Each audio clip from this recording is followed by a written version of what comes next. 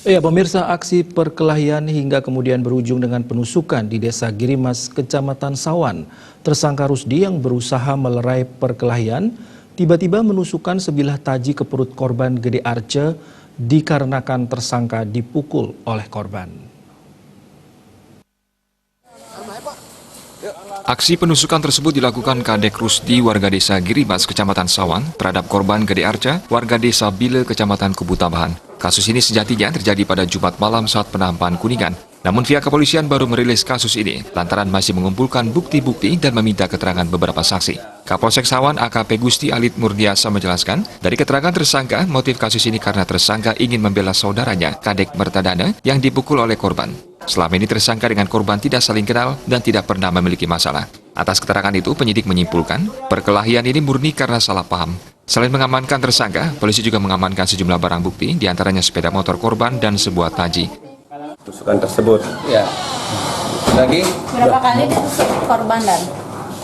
Itu hanya sekali saja. Mengenai perut langsung. Mengenai perut. Terus baru dilihat khususnya keluar, lanjut dibantu oleh saksi. Barang bukti taji sempat dibuang nggak? Ya. Itu barang bukti taji pada saat kejadian terlepas dari tangannya, sehingga pada saat pada saat si tersangka kita amankan, besoknya lanjut ke TKP pencarian barang bukti. Sementara itu, tersangka Kadek Rusdi mengakui menyesal telah menganiaya korban. Aksi nekatnya dilakukan lantaran kewalahan meladeni pukulan dari korban, sehingga tersangka kemudian mengambil taji di bawah jok sepeda motornya dan langsung menusuk korban. Katanya kadusnya dipukul itu. Masalah itu udah salah menyerang dia. Berkelahi dah. Jadi saya bawa asal Permasalahan saya nggak tahu. Berapa kali mukulnya? Satu. Oh, sempat berkelahi sana? Nah, berkelahi. kelahi dulu baru ngambil Baru taji dia itu. dia lari. Dia lari, saya kejar gitu. Beliau udah bawa taji dari rumah? Memang ada di jok dulu.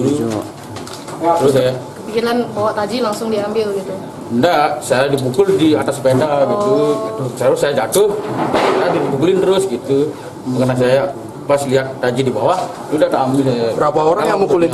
Saya sendiri. Berapa orang yang mukul? Yang mukul beliau berapa? Yang mukul. Korban toge. Korban aja.